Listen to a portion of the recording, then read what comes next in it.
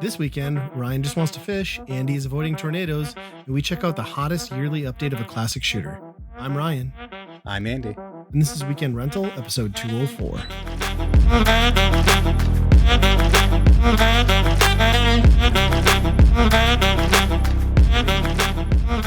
right, hello everybody, and welcome back to another episode. Andy, how you doing? Oh, I'm doing great now. Yeah, now? Oh, yes. Weight off your shoulders, right? Yes. I've sold my other house. Nice.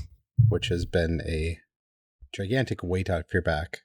It was the day of was extremely stressful because the realtor, first of all, said, "Oh, I've never seen one this close to the wire. Like, papers weren't ready. We had to postpone till later in the afternoon." And she's like, "Oh, I don't know if it's going to happen. Hopefully we can get this done." And finally had a time set, 3:00. We're going in. On the way there, every single radio station just blaring, tornado warning. There's tornadoes in effect. There's tornadoes in the area of my house, my previous house. Oh God! And I am on my way to relinquish ownership of it. So I don't know if I've ever had that amount of stress and anxiety that was maybe not like totally warranted, but right. The what ifs of that scenario. Yes. It sounds very similar to the time that I traded in a car that I knew was on fire as soon as I parked it at the dealership. And I ran in, had him sign the title, and ran the fuck out. Except you had a little more money on the line. I was only getting like $500 for that thing. Yeah, that's a worst case scenario for sure. Plus, you got stuck doing last minute repairs, which is to me insane because that's sort of the stuff that comes up like 6 weeks prior to a close. Mm-hmm. Not the sort of thing you do like 2 weeks before. Yep. And that's why all it came down to a deadline type thing. Like so that had to be the buyer's request, like last minute, right? Because like it couldn't have been a condition for closing. Otherwise, they would come out sooner. Was it really? It was the bank not getting their shit done in time. Jesus. Yep. Wells Fargo, I'm sure. Bastards. I don't know what it was. Just kidding. Yeah. Yep. Well, that's what it was. Congrats on not having 2 mortgages. I'm sure that's not like the funnest situation to be in. Yep. I mean, I have one and it sucks. So. So yeah, I'm ready to spend some money now. Yeah, hit the casino. Money. Yep. Buy complete and boxed everything, all the Pokemons, all of that stuff. I mean, that's not dumb. That's just investment. Yeah, I'm that's looking true. to spend dumb money.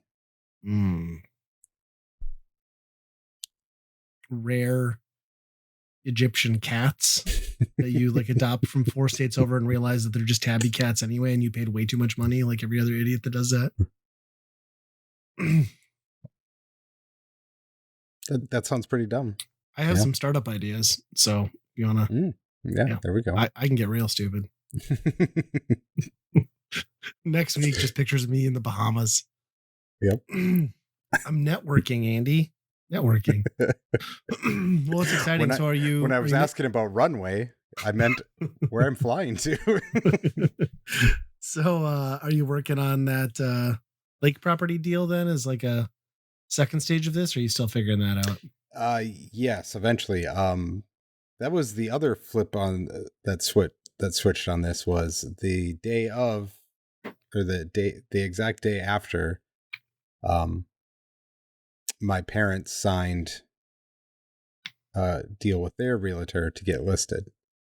So it's been from their house, getting one house ready to sell to immediately getting another one to sell. So why not just live in a constant state of panic and fear, Andy? That sounds fantastic. At some point this has got to be like a consultant. I could be a consultant job or something. On how to do this, but wow. Not envious of that, but I mean, congrats on getting through it. I know it was a hectic couple of weeks, I'm sure. Yep. So I don't have a lot to talk about as Because far you as just video lifed. games. Yeah. Yeah. I do have something related to tornadoes Oh, that we talked about. I saw this in the topic, and I'm sorry. Yeah, I watched Twisters, which is, I guess, the sequel. I mean, there's that. I'll give it that. For the most part, they did a very good job of not saying like callbacks to the original all that much. You know, it's not like oh, here's this guy, he's here. Oh, Helen Hunt's back, and you know, Yeah, they kept that they kept that cow from flying off the screen a second time. You know. Yep. He was exactly. a survivor. A lot of people don't know that he did survive the first Twister. Could have been back. Yep.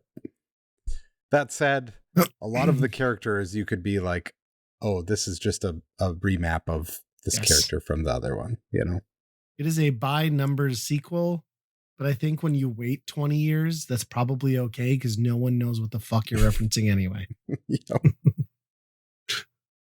And how many people from the first one are dead at this point too? So it's like, well, yeah. And the plot on that one, I feel like, is no less absurd than the like big vat of shit with like cut up Coke cans to make them fly. I mean, it's all the same level of dumb. So I don't know. Yeah, I agree with you. Like in watching that film, I thought it was perfectly serviceable for what it was, but yeah, it didn't do anything to like, I don't know, make a legacy, which is, it's crazy to think about. Like Twisters, I mean, the sequel that came out so much longer, people forget that like that was back when there were blockbusters, and that movie was the summer blockbuster, and everybody fucking watched it. It was like Twisters and Titanic. Like everyone from our generation has seen both of them, sadly. Yep. You know what I mean? Yep. Yeah, and it does do a lot of the same stuff. Like I said, the characters are a lot of the same remapped, but they kind of flip sides a little bit on how it starts out. And there's a little bit different stuff going on. For a large chunk of that movie, it is just a like chick flick romance. Yes, I was gonna say where it's like yes. The romance is much more central to this thing. And it's the same typical chick flick romance thing. Like it's the Hallmark version of it, really. Like yeah. New chick comes to town, rough around the edges, dude. Both hate each other, and the next thing you know, they're like running off together. You know what I mean? Like, thanks, Hallmark. Yep. Yeah. It's all right. I agree. That is the right synopsis. Like it's a perfectly serviceable movie. Yeah. That I'll never watch again. For sure. I'd rather watch the first one. Yeah. Pretty much every single time. There's nothing that they outdid or did better in this one. No, I agree. It really is about the same. I guess they up the ante a little bit because like they save an entire town from like devastation. Well, they don't do anything actually for the most part, but like they upped the stakes a little bit at the end instead of, you know, just everyone in the film dying from the first one. Yep. Yeah. I would love to know, like watch that movie with the commentary track of just all weathermen in it to be like, no, that's not how that works. That's not how that works. They're all con artists anyway. They don't actually know. Well, plenty of it, they are defying the laws of physics. So I think, yeah. So that part, where the person next to you just flies off into space into the tornado, who is like way heavier than you. That makes total sense. He was bloated, full of gas. Yeah, some helium in there. Yeah. Yeah. I don't know. I watched that way closer when it came out, and I had the same takeaway as you. It's like it's just fine. Yeah. I'm not gonna be mad about it. Like we can make sequels of dumber shit, and they do like 4 times a year. So whatever. I watched a movie, but I'm saving that for later. Actually, I watched a few because Svengoolie and whatnot. But the more amazing thing I think since the last time we've recorded is I actually played video games other than Sea of Thieves, which I am excited for. Just side note on Sea of Thieves, new season. the 22nd. Reaper focused. There's gonna be some cool stuff like Cannons of Rage, a portable cannon that will explode and nuke your boat also, but can be used to be mounted and shot anywhere. Very cool. So excited about that. I only played a little bit of Sea of Thieves. But I did take advantage of Game Pass finally. I mentioned it, I think maybe in the last recording, but I've been interested in Dredge for quite a while. And I was like, this is going to come to Game Pass eventually. And sure enough, it did. So Dredge, for anyone who's not familiar, it's like they pitch it as like a cutesy sort of indie game where you play like a fisherman. You're out on the sea, like catching fish. And that's what it is. But then like immediately there's undertones of like sinister, like things happening, which is cool. My problem with this game is I read it's like 14-ish hours or whatever. Really? Is like, wow. Is they're trying to tell a narrative, right? And they're trying to build suspense, but they're doing that in a way that like the gameplay is tedious as fuck. So everything's a quick time event, right? Like you go fishing, you put the line down, you can upgrade your equipment. It all gets easier over time, as it should in any video game. But like you're pressing the button prompts to make the fish come faster. You're doing the dredge, but you like play this mini game that's fucking horrendous where you like bounce the cursor back and forth. And then like you got to do inventory management, so you can only hold so much. If you hit anything, your ship gets damaged. If a weird sea creature comes up and bites you, your ship gets damaged. So it's like all this meticulous, like tedious management of stuff in these days that are like super short in game. Like the time doesn't pass unless you're actively moving your boat or fishing. So you've got options, but like a day in the game only allows you to do so much, right? Like I can fish or I can do an objective, and I might not even get the objective done, but I can't do both for the most part. And the reason you have to stop is because you have a, like, I forget what it's called, like a fear or a sanity meter. And it's like this eye in the top of the screen. So the later at night it gets, unless you've slept, like the more delusional and like fucking hallucinogenic your screen becomes to the point where like you're pretty much going to be guaranteed to wreck your boat and die and have to go back to your last save. So it's just not worth it. Right. And all that stuff I get is I understand it's there, I believe, from like a pacing perspective, right? To like give you something to like slowly drip feed to and not just blow through the story. But it really just like sucks because I don't enjoy that stuff. Like that's not fun. Like, and the more I play it, the less fun it gets. Like, yes, there's the initial excitement of like, oh, I'm upgrading my rod. I'm getting a new like prop, but you realize like at the end of the day, it doesn't change anything because you're all feeding the same like base level like algorithm of like get enough cash to do the next thing. Hey, got a buddy behind you. Cat's here. Cat's here. And then it gets into this weird like wackadoo story, but then like that's all held back by like you haven't upgraded your ship enough, or you haven't bought this new rod, or we need to wait 3 days because come back and talk to me later. To the point where so like then it's all that stuff all over again every day. Yeah. 100%. And it's not like I don't like any of it. I like the aesthetic. It just feels like the game is working against you as the player after a while.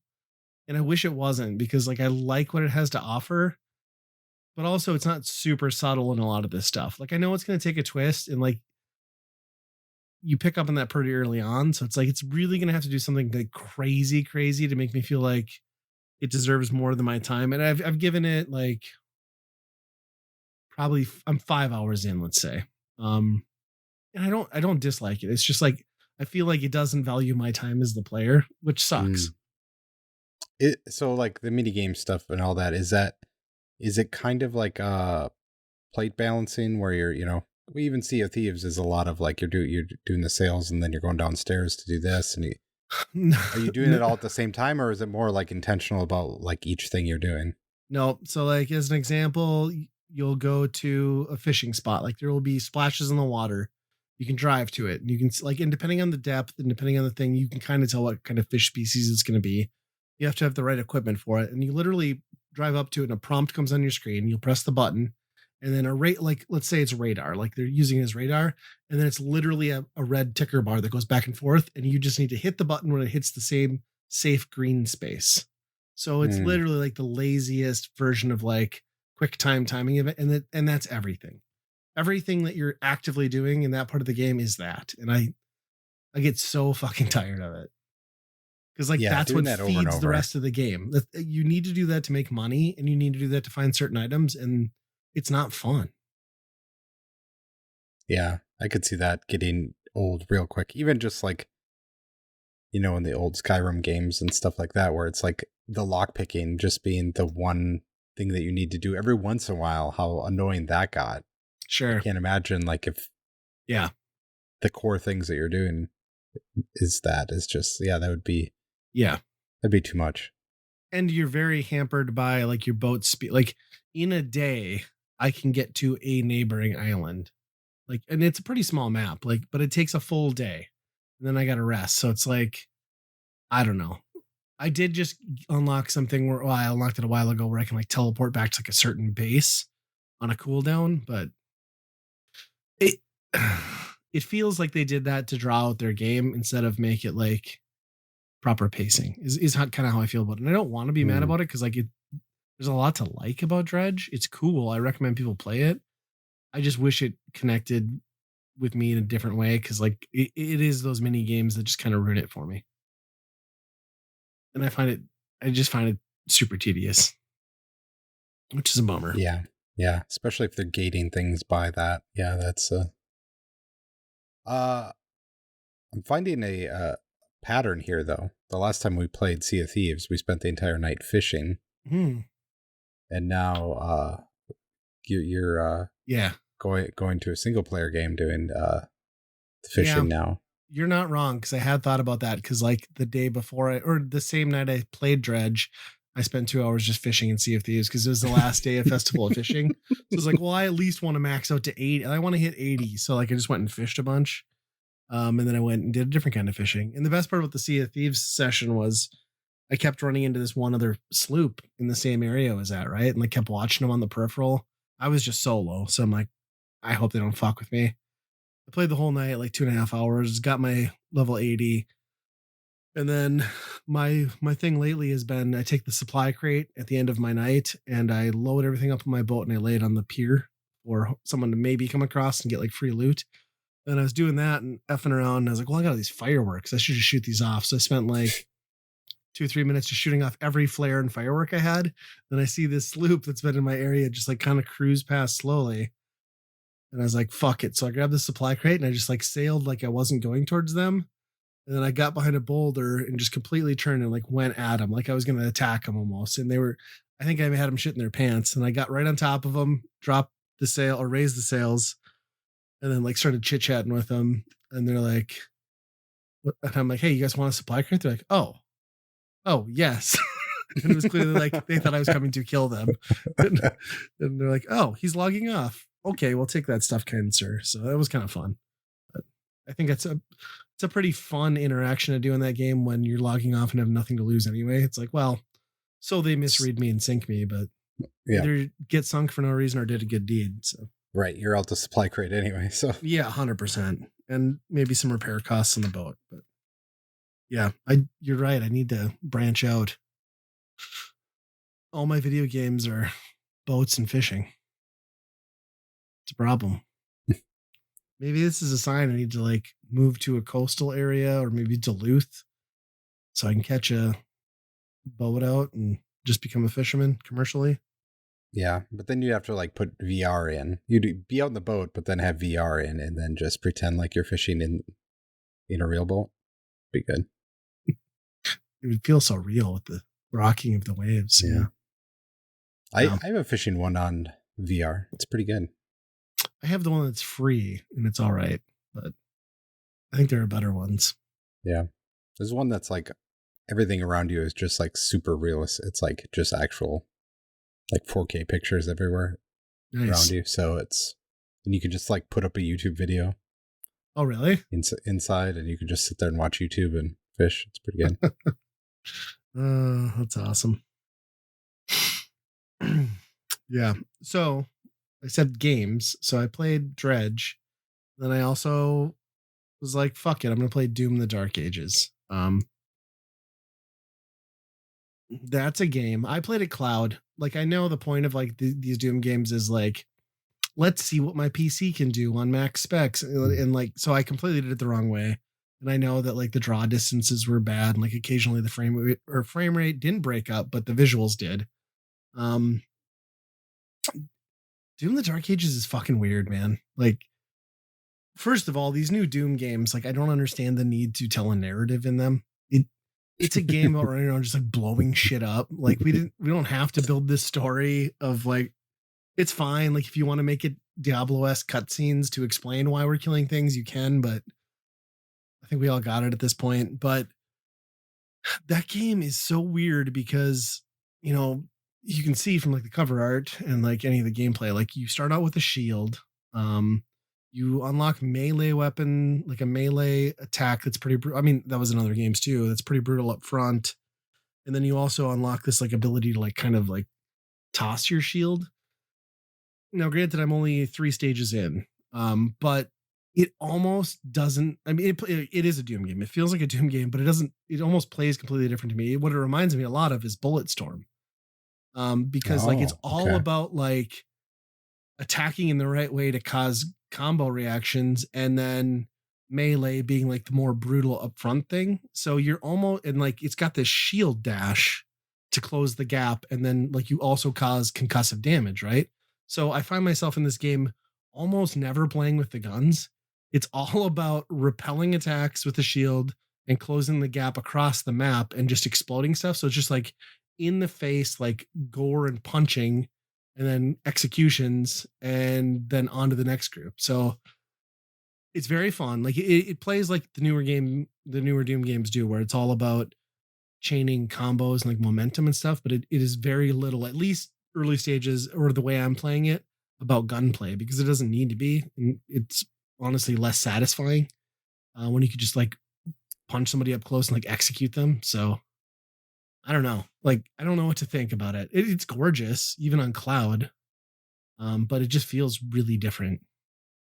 So the shield, though, the thing I worried about that was like, oh, now it's a parry and defensive system, and that's what I feel like Doom shouldn't be. It should just be like, I am the weapon. Everybody needs to get out of the way, you know? Yeah, I would say it's parry. Parry in the sense that in most cases that's an easy kill if the timing lines up for it. There are a couple enemies early on that require the shield to like break them, but like it honestly, the parry thing they throw in your face, but like if you're just going at people, like they're not even gonna get the chance to attack you, so it doesn't really even matter. I suppose if you're playing to what they want you to play, then the parry becomes important, but you'll be just fine without it. Like I don't even give anybody the time of day with that. Just like, nah, I'm gonna punch you in the face before you even think about throwing anything at me. So yeah. It's kind of funny too that first stage, one of the first stages, like there's like a mega like demon that they spawn in. It's like fighting in the background while you eventually take it down. But I could not stop thinking about like this is the end, where they like sever that like giant demon's like cock off with like that laser beam as he's ascending to heaven. That's all I kept thinking about. Yeah. I played the first of the newer ones. Yeah. I never played Eternal.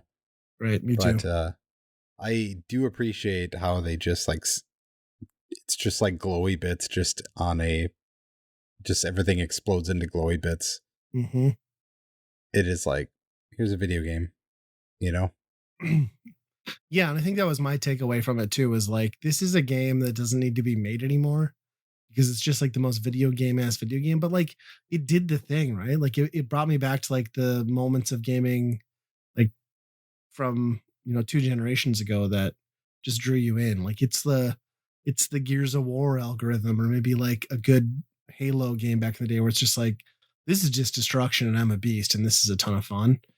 And this game still does that. It just feels a lot different when the gun doesn't seem like the most powerful thing in the game. Like it's just visceral, like physical destruction. So yeah, and I think that's kind of what they did with earlier ones with the glory kill thing. That's what you really wanted to do, was like get up in them and just like rip them apart in some sort of way. Yep. Yeah. And this is definitely that. I will probably continue to play through it. I don't know if I'll finish it, but it's a damn good time for now.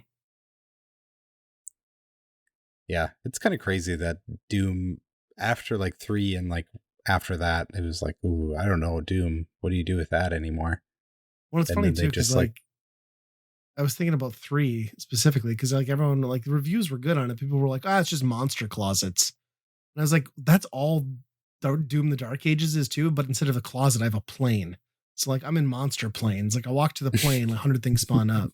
Like, so I'm not in a dark closet with 4 things. It's just like 400, but it's the same concept, right? Like guide player to fun and destruction. And yeah. yep.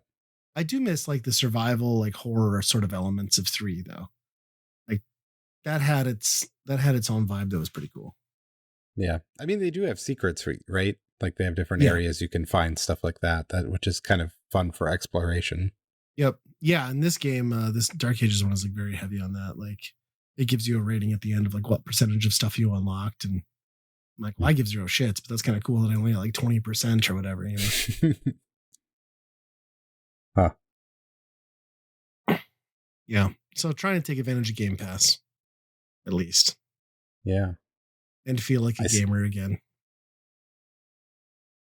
I'm looking at the notes here. I'm going to assume you played the new Bungie game Marathon and you didn't run a marathon. Yes, running a marathon this podcast would not have happened because cardiac arrest, stroke, or self-execution would have probably been in play. But yeah, I didn't even play a marathon. I know you touched on it and like kind of made me aware of it. And like I was like, what the fuck is marathon, right? So like, and that's been kind of the reception marathon where there was an open alpha beta, which it seems like everyone immediately dropped off of. Then this week, the controversy came out where they realized that they had plagiarized assets that had been brought in early in the development cycle from somebody who was no longer there. So I guess their way of dealing with that was like they had a live stream scheduled, but instead of doing the live stream, they just read on air an apology on Twitch and then didn't live stream, which you could just not do the live stream and just put out something. And then I was reading an article today about somebody who was from the Bungie camp, had worked on the networking side of the Destiny games and like been brought into Marathon and like how toxic that environment was and like leadership there was bad. And all of this is like really just kind of making me realize that like, I think everybody sort of realizes that Marathon has like almost no chance. And then understanding what that means for Bungie, especially since they're now owned by Sony. And like, this could very well be like, in all probability, this is the end of Bungie, right? And Bungie, as we know, it is not what Bungie was, but this could very well be the death of the company this year. Right. Yeah. And even like recovering from Destiny yes, the way they did too. Yes, people was forget. Impressive. So I can't I don't know if I could completely count them out if just because they have a rough first few months or whatever with Marathon. But as live service games have been launching and going lately, right, it's pretty tough to stand out and get a chance. And I just don't think Marathon, like nobody's going to be like, oh yeah, the new Marathon. Like, yeah, it's not what people want out of that, right? Yeah.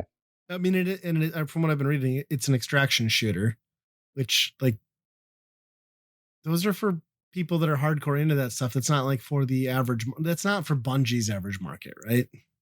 No, it's Bungie's not Tom Clancy's Marathon. and I could see where they'd want to grab like, go in that direction, having like staked out what Destiny became, but Destiny is still not that. Destiny is very much like, I mean, not even a looter shooter. Like Destiny is almost like its own goddamn ecosystem. Like it's just so weird in the way you progress, but yeah, I don't know. Like I'm not interested at all. And I was reading too that like the people who played the beta were not like overly impressed with the gunplay. And it's like if Bungie can't even get the gunplay right, because like you can say what you want about Destiny and Destiny 2, best gunplay, like fantastic, right? Like straight out of Halo plus evolved, like it felt so good and intuitive. if they're not nailing that, then what are they doing? Like that's their bread and butter.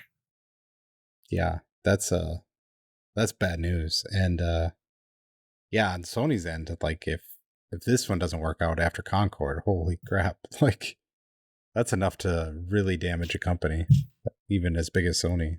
Yeah. Yeah, they can't afford another loss like that. No. So we'll see. It's like, it's wild to me to think like what Bungie once was, and like, you know, and it's kind of cool too because of Marathon, right? Like Marathon is harkening back to like what it was like what launched the company and made them notable back on like, you know, the Mac. So like it's cool to have a callback and like reference that series, but I don't know. They haven't been able to really, I don't feel like they've met even like rough expectations with Destiny 2 of what they had like proposed Destiny 1 was going to be. Like and I played a lot of Destiny 2 and I played through Destiny 1, but it just didn't have the staying power for me. So yeah, and even like playing all the Destiny games, like there's so many spots that I'd be like, "Oh, they made this decision." Like I'm not to say it was the wrong decision, but it's not the one I would have made. right. You know. Right. Yeah, 100%. On different things. So weird. So yeah, it'll be an interesting year. I fully expect, like, I don't know if this is getting physical, but this might be one of those games that you buy physical and just expect it to go the way of Concord and then get it like VGA graded. There's a good chance. Also, well, we'll get into it later. Well, no, we'll touch on it now because I'm mad about it. So we're going to talk about it later. It's the weekend rental. I went out to go play the weekend rental tonight. Like I ran out of time earlier. Didn't run out of time. I forgot about it. And I was like, oh, shit, I have to play this game. So I go to play it on my hacked PlayStation Classic, right? Turns out that's the one ROM I don't have on there. I do have it, however, on my EverDrive for my TurboGrafx, but my TurboGrafx is in a box, God knows, somewhere in the back. Anyway, so I was like, what other options do I have? Turns out it's on it's like Arcade Archives on the Switch too, right? So it's like, fine, I'll just download it there and pay whatever. When you download shit after this latest update in terms of service stuff on the Switch console, it is now not the download. They're like, here's your virtual game card. And I just got so fucking pissed before I played the game. I was like, fuck you, Nintendo. I hate this shit. Like, you're so stupid. Anyway, that's side tangent. Don't like it. Yeah. I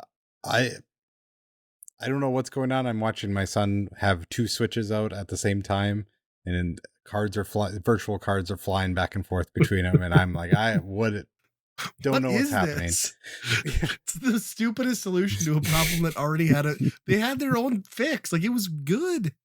Log in with the profile. What are we doing? Good Lord. Yeah. Nintendo. It's weird. It is. I agree. Weird is the right way to put it. Blueprints. I'm playing some more. Yeah, I'm closing the book on Blueprints. Yeah. It's weird because like sometimes I like log into my PlayStation or my Xbox app to claim the points. It'll be like, I don't know, 10 in the morning or like 2 in the afternoon on like a weekday.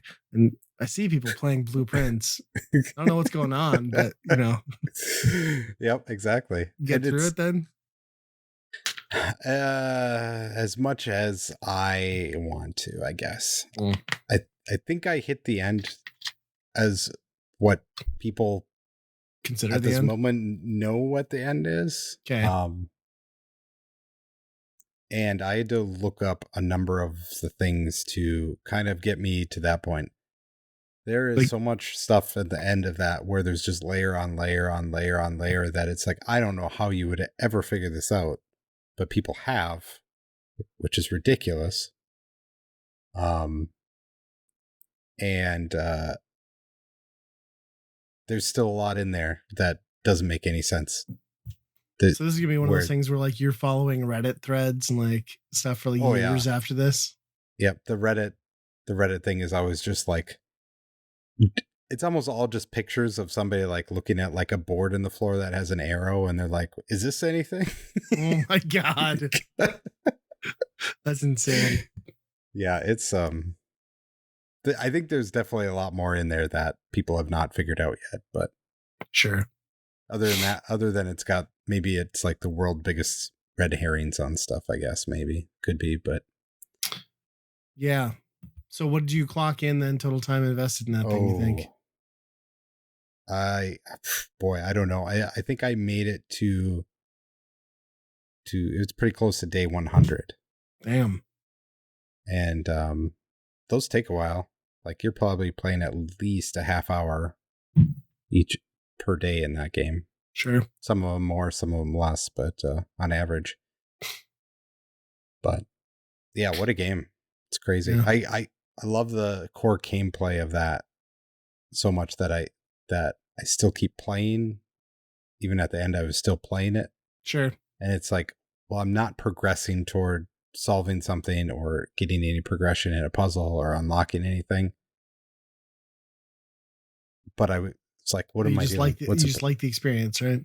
Right. It was a really good puzzle. The core gameplay is like drafting different rooms, and then like gaining different resources and spending different resources. So it's very much like a strategy of how you do that. Sure. And that part was really fun. But at this point, I have to stop because I'm not gaining anything. It's just like, well, you're just, okay, you filled the house and you got to the last room just like you've done how many times before now. So you're not picking up new secrets or knowledge or. Right. Yeah. But maybe in a year you check back and be like, okay, what happened to this game? Is there anything new in it?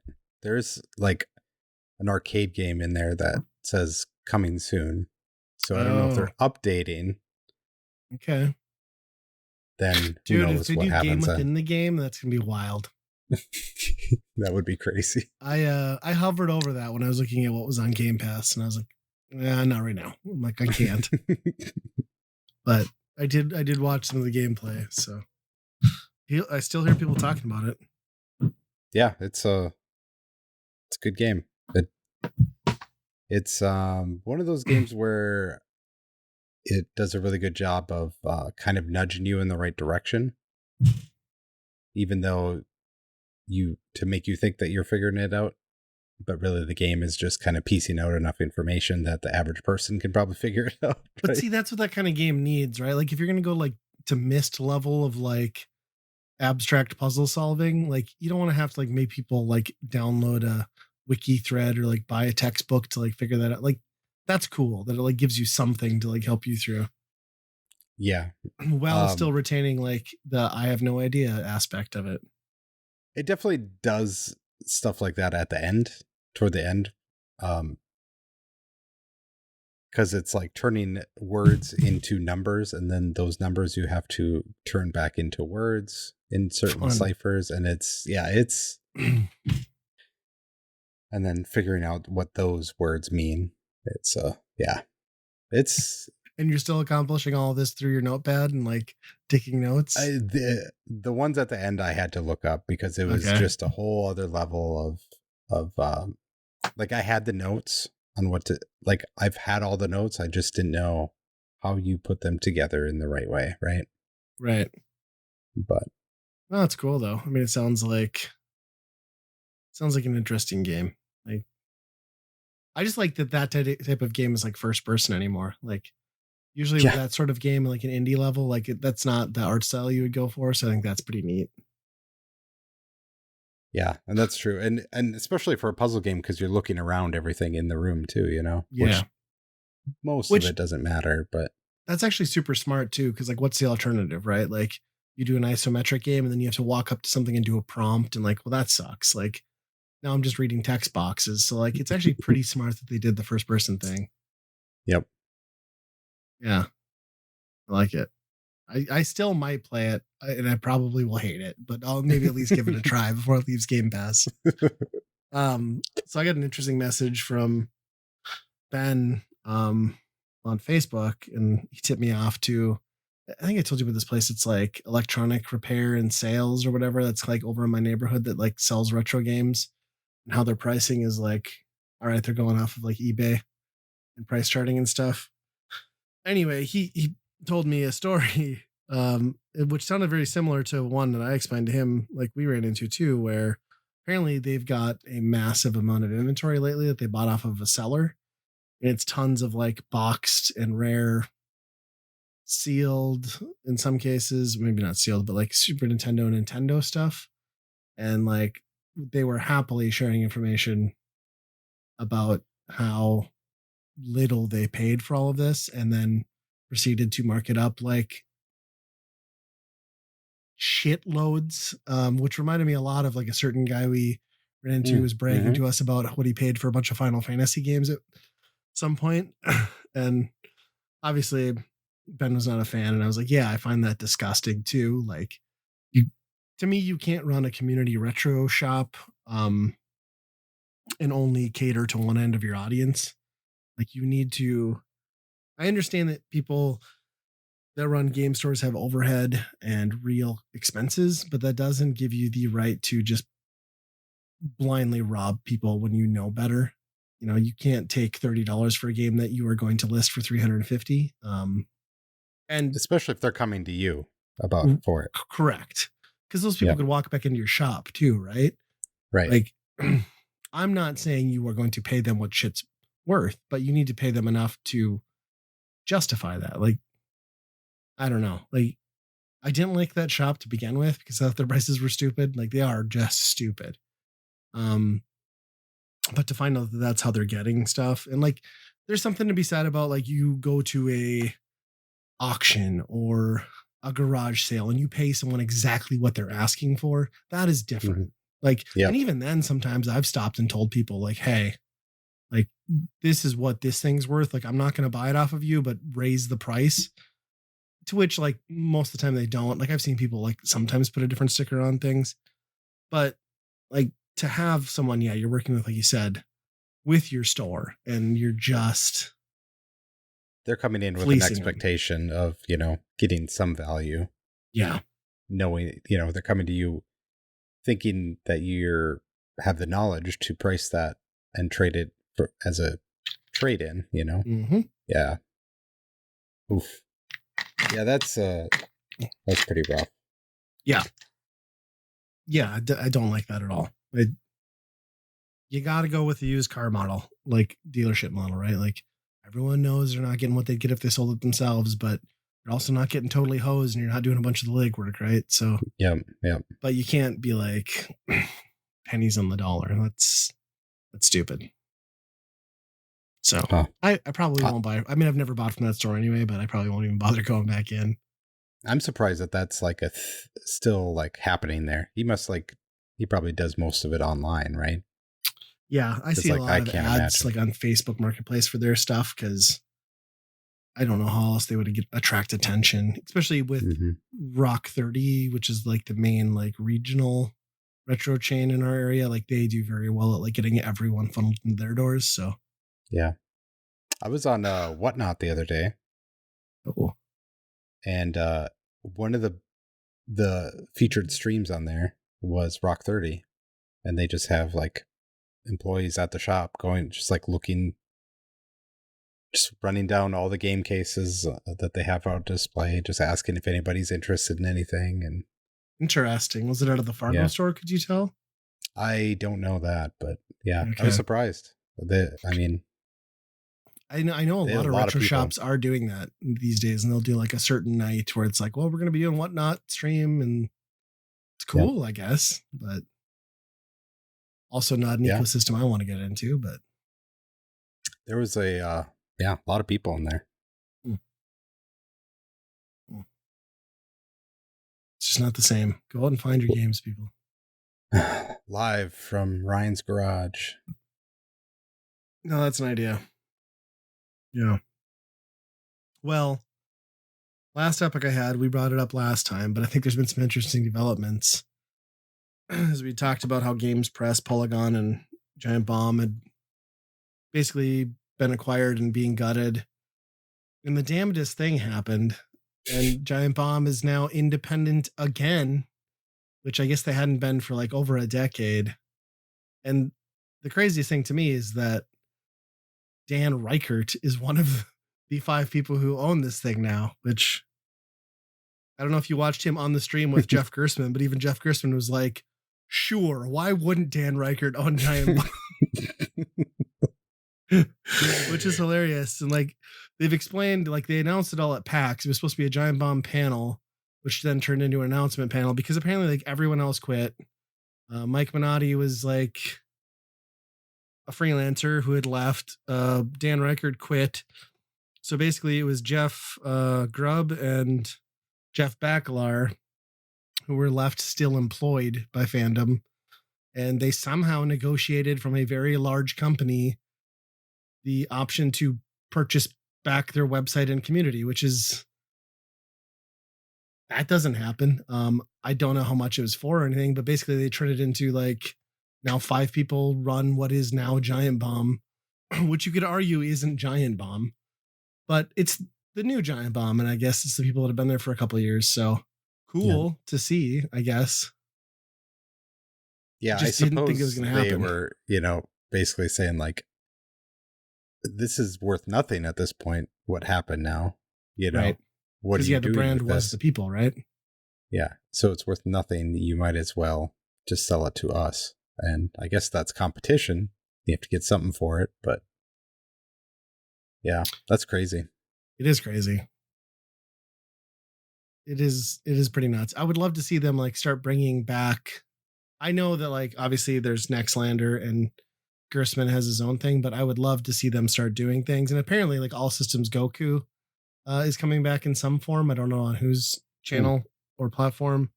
They've already brought back Quick Looks. They brought back Blight Club, which is, say what you want about New Giant Bomb. Blight Club is probably one of the best things that they've ever done. It's just so much a Dan Reichert idea too, but like I love Blight Club. I'll watch that. That's fun. But the weird thing is too, is like, I know they said they've had a big ground roll of support and people like resubscribing, but like, I'm not going to subscribe because like they'd already like moved their content for the most part to free or on YouTube at a later date. So it's probably not going to change my viewing habits at all. I mean, I'm happy that it's happening. And also, did you watch when they brought back the first voicemail dump truck? Oh, no. Oh, God.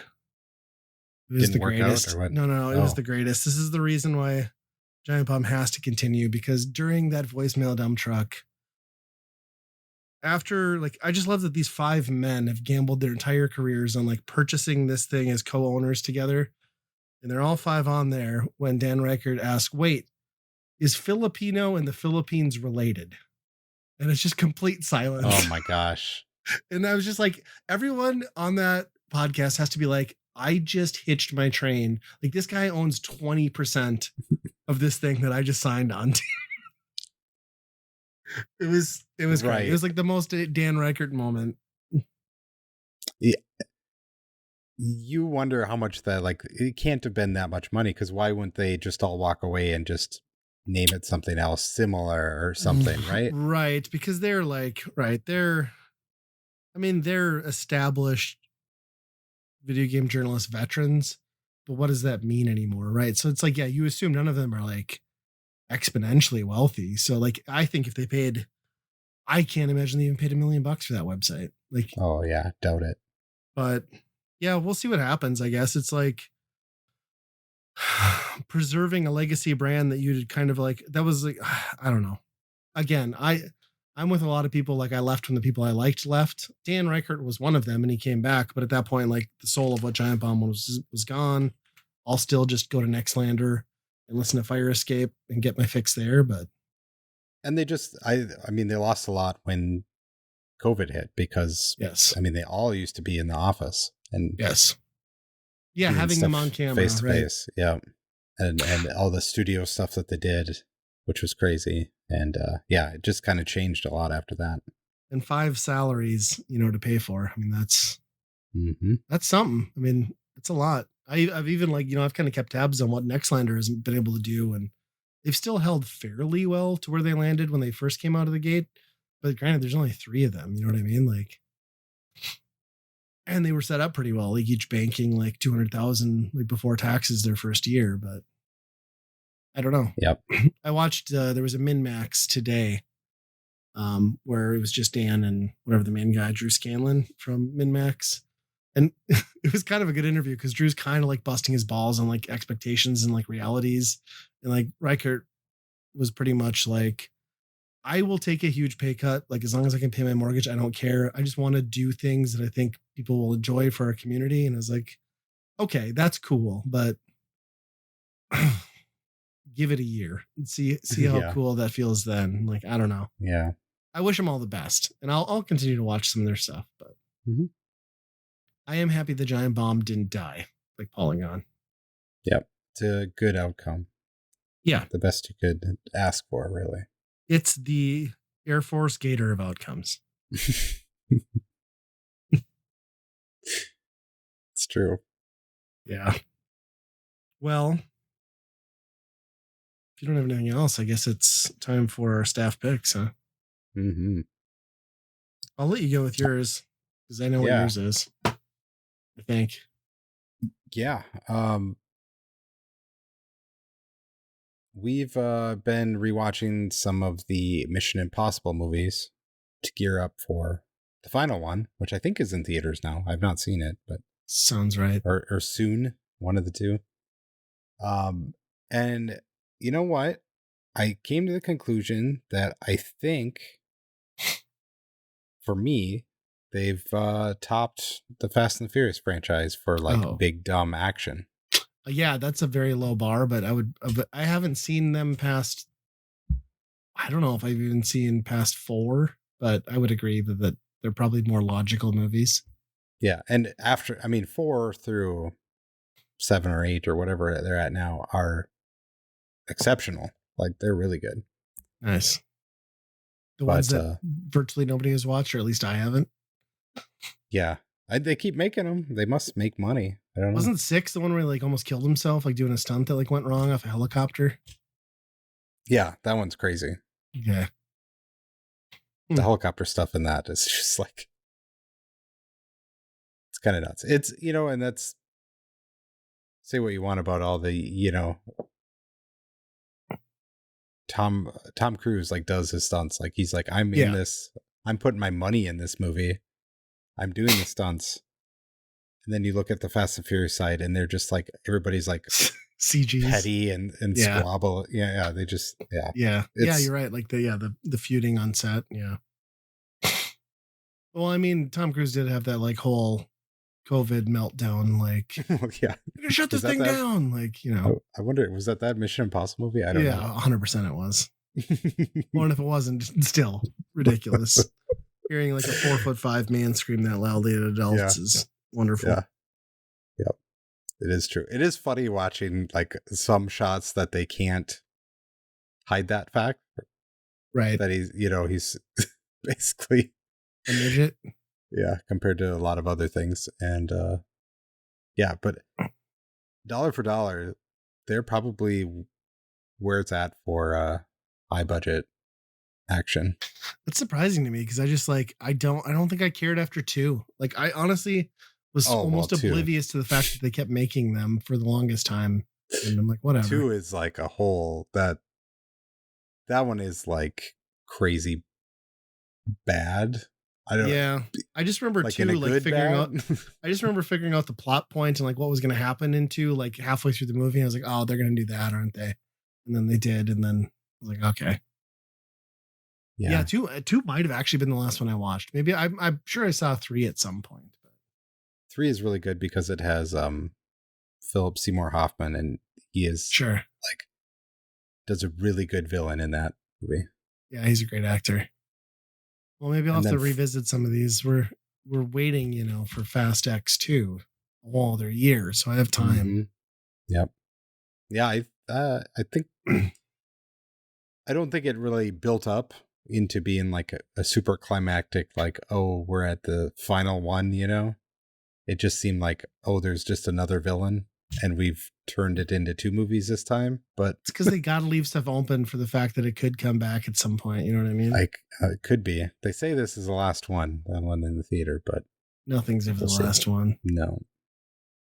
Interesting. It's funny you mentioned Fast and the Furious because I got a screenshot from my daughter last week. Apparently they'd been assigned a thing where they had to like compare school staff to actors or celebrities. And then she sends me a screenshot of this like paragraph she wrote about her teacher.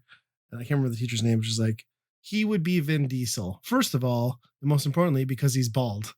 And then it's like, slamming the teacher with that. And then it was like something about, I don't know what the other thing was. And then like, and lastly, because he loves his family. I was like, that's pretty awesome. That's pretty good. Yeah. So I'm like, as long as the teacher doesn't kill you from the first jab, good. Yeah. At least you don't end on the bald one. Right. So I watched, mine's a movie too. This is weird. I worked from home yesterday because lazy, but I had YouTube on in the background, and then this movie came on because, YouTube doesn't just like logically transition into like YouTube content anymore. It goes to like the freemium movies. And before I even realized it was happening, I was watching this movie called the Pez Outlaw. And apparently this is a documentary from like 2022, I think, what I read. But anyway, it's like this story about this guy who is like, he became like the bootleg Pez seller guy that supplied all the collectors in the United States, because apparently I didn't know this, but Pez USA controls all rights to distribute Pez and manufacturing within the US. But then like the European markets, mostly in like Russia and former Soviet satellite countries, control distribution to literally the rest of the world. Right. So like there was a whole market where they were manufacturing anything they like, all this shit over there, but it was never getting to the US. So all these like Pez collectors in the US were like fiending for this stuff. Right. And like, it's this movie where you just like follow this like weird, like they say he's like autistic and bipolar dude. He's like crazy, right? Like apparently he got his start collecting cereal boxes, and then he realized that he could go to the recycling factory and get boxes there from his community. But then he also realized he could exploit the mail-in freemium toys and stuff that used to be around when we were kids, right? Like send in 4 box tops or UPCs and get this thing.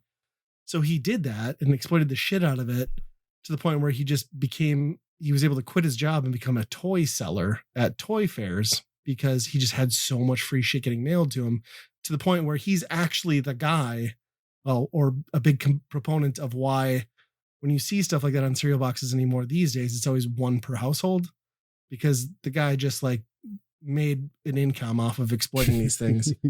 And then eventually when that dried up because of the change in policy for most of these companies, he somehow like saw somebody selling Pez and was like, that's my next thing. And then he sort of, I gotta make sure I didn't screw up OBS. He sort of realizes that this whole thing's going on with the European market in Pez. So having like basically been like a dirt poor, destitute, like struggling through life American, he just like scrapes up enough money, and his like teenage son convinces him to like, we're just gonna fly to Russia.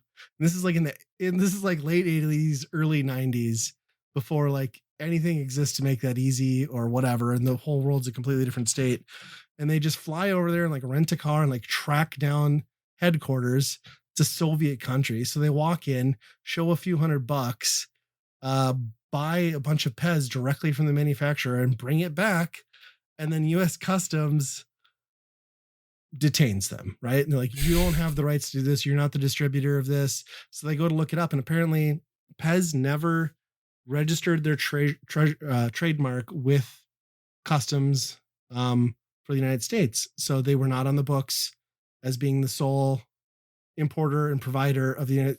So he finds this loophole, and like the whole movie is about how this guy's just like doing like this whole like almost like espionage, this like Cold War thing where he's just like flying over like Hungary and like buying stuff off of like CEOs directly from the factory there, and just makes bank.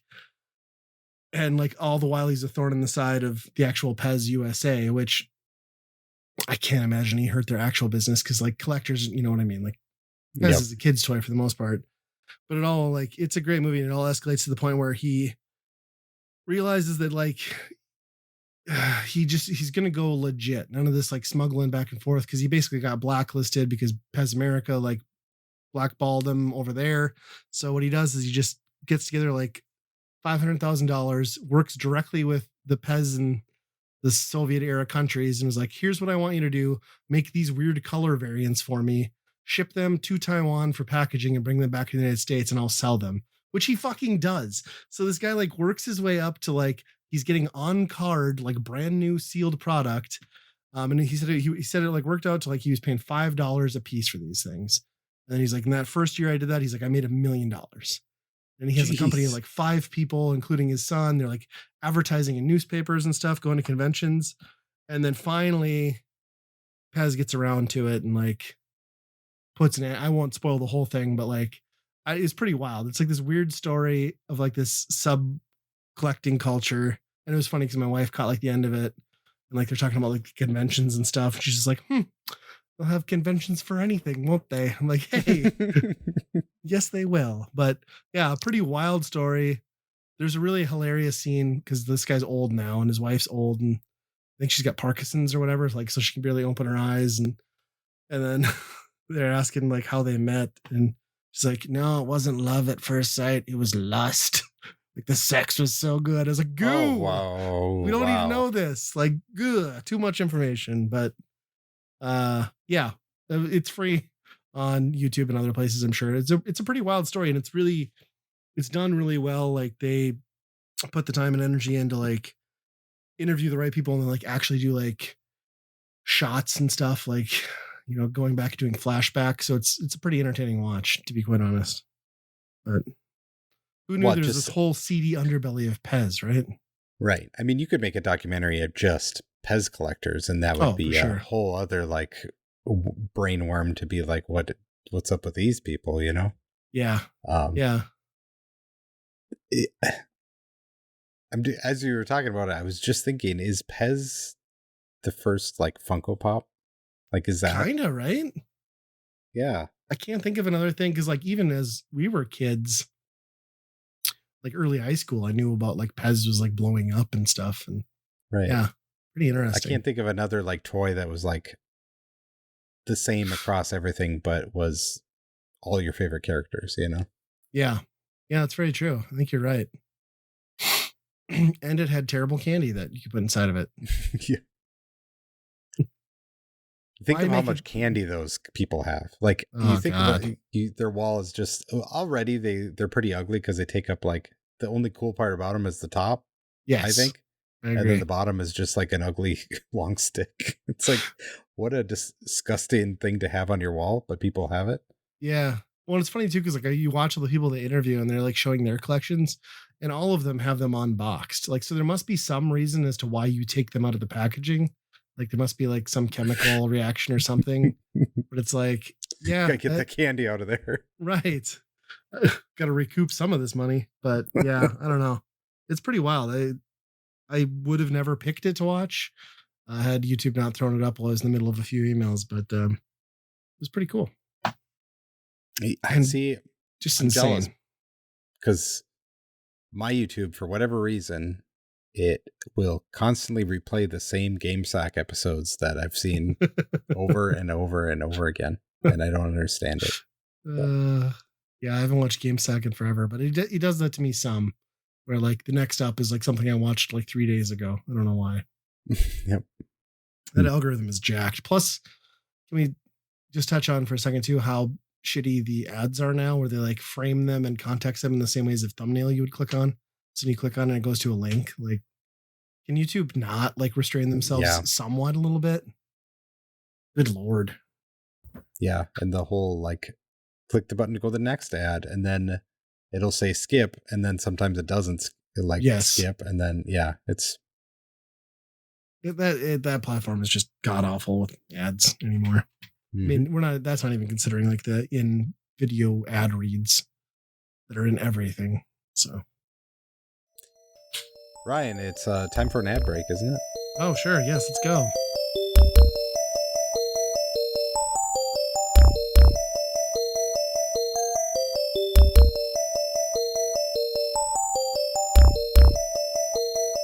If you're having a good time with us at Weekend Rental, I think you might enjoy all the great geeky stuff found on the Geekade Podcast Network. They've got podcasts about games, music, movies, and more. Plus, if you order off their secret menu, also known as the Geekade Patreon, you just might find an exclusive movie podcast hosted by Ryan and myself. Check it out over at geekade.com. And hey, if you'd like to turn Weekend Rental into a true multimedia experience, our YouTube and Twitch channels might just be for you.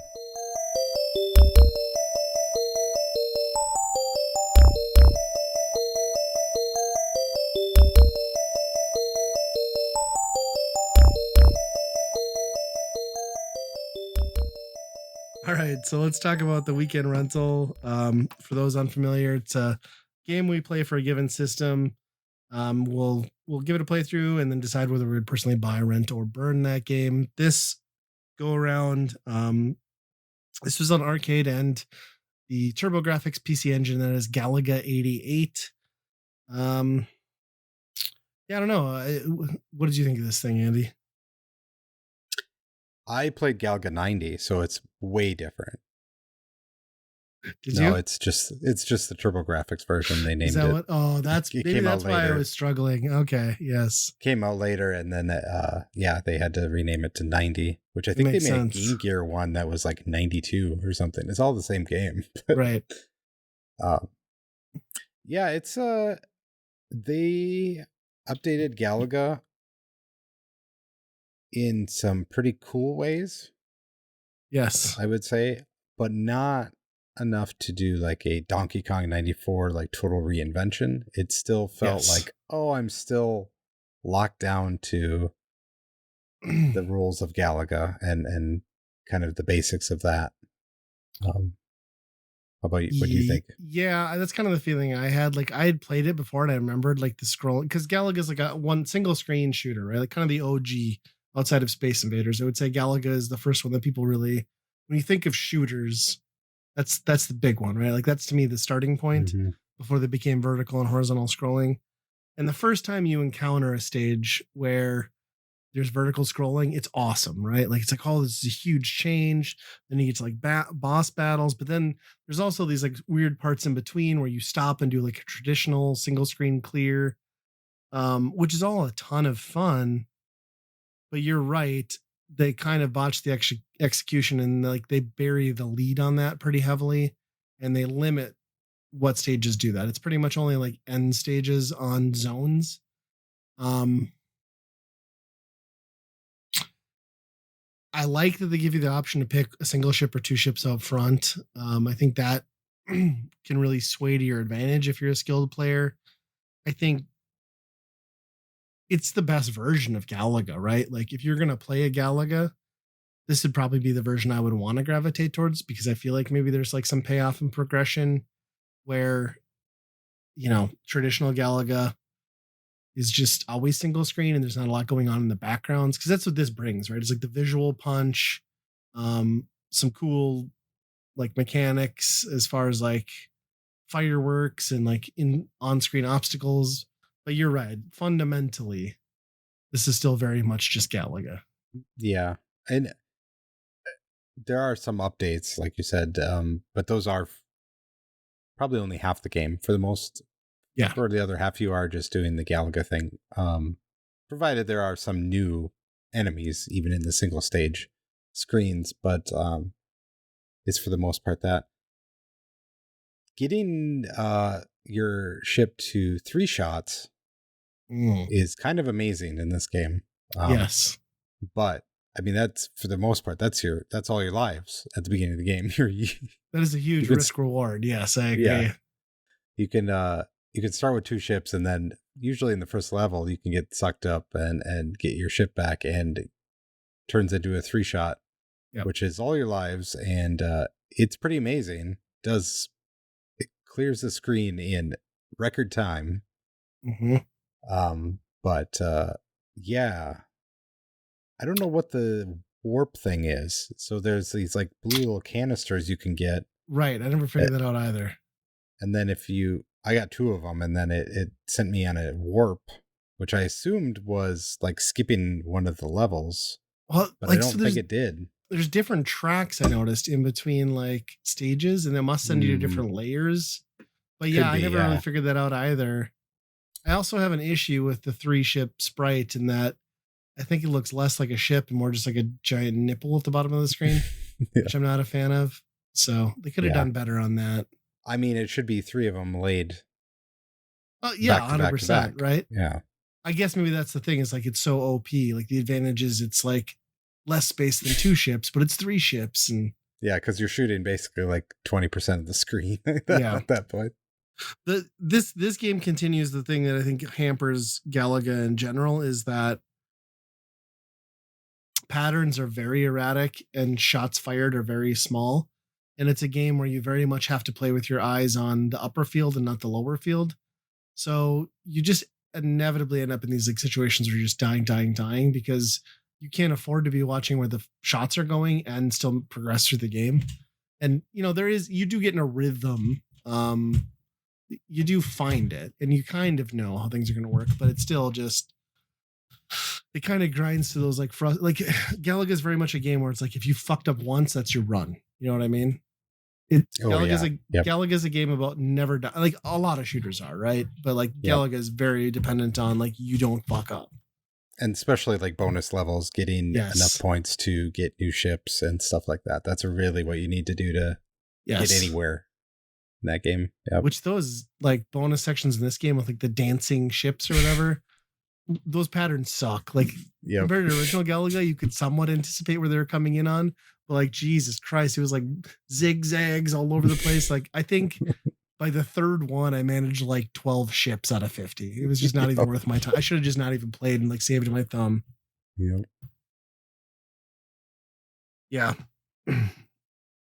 It could have done a lot more to keep Galaga in the realm of like shooter. Some new visuals are a lot, that goes a long way. Because the first game is very basic, but I wish there was more of like the new scrolling stuff and less of the traditional and the difficulty, man. Holy hell, the difficulty. Yeah. This one is way, way harder than the original. That's especially if you want to see the fun stuff. Because like it's not easy to get there. You got to get to 8 stages before you see like the first scrolling. So and then the bosses a little bit after that, but can we talk about how that's not very satisfying either? Like, you want the big explosion, right? Like that's the thing with the boss. Like you want it to you don't want it to like buzz off the screen like that. Come on, give me something here. Yep. Yeah. It's have you played any of like, they had to have like made a Galaga DX or something? Oh yeah, I'm sure. Like Championship Edition. Like I've never played any of those, and I'm kind of wondering like what their takes were on that, to be like, we're bringing Galaga, because they were trying to integrate things that, I mean, games were already doing this at this point, like scrolling shooters and stuff like that. Like Radius was already out at this point. So what are we trying to accomplish on that end? If they were trying to, I don't know why that was their big take. It's less egregious than like the Super Nintendo and Game Boy versions of Space Invaders, where they just added like color palettes, I guess. But they tried a little harder here, but yeah. You're right. Like there was like the blueprints already to do different stuff. So. Yep.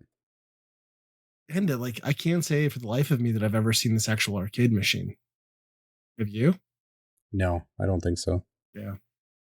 Which is surprising. Like that seems like an easy sell to arcade owners, to be like the follow-up, other than maybe having it seem like it was going to be outdated in another year.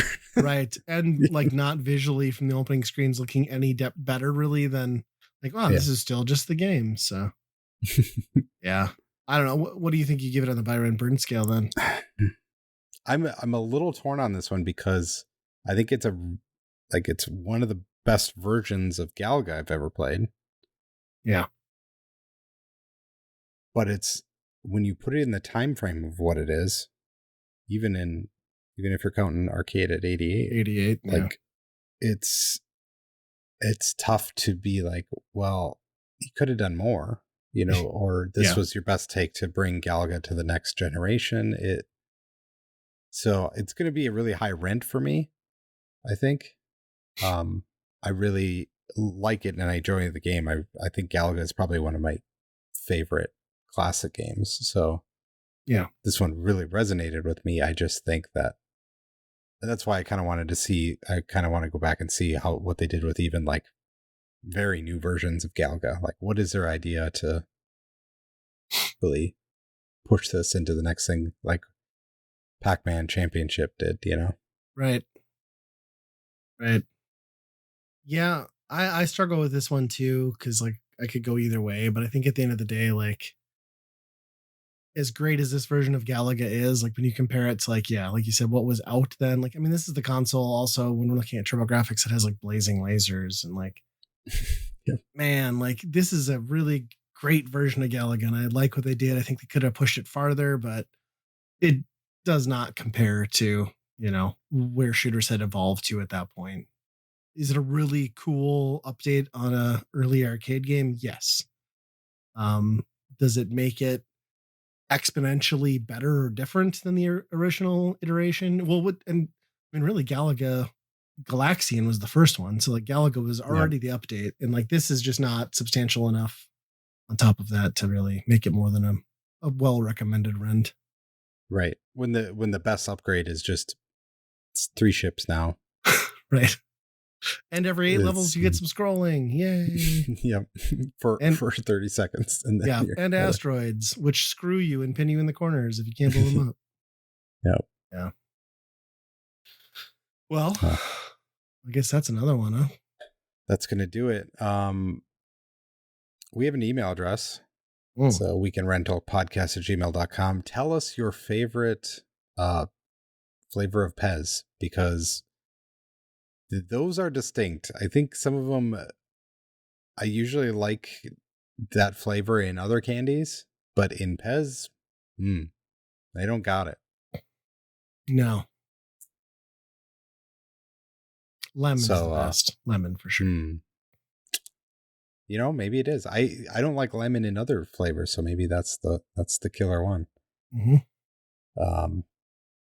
Yeah, we're also on Blue Sky, and make sure you check out the Geekade Patreon, where we do a movie podcast, as well as all of our friends have good podcasts over there.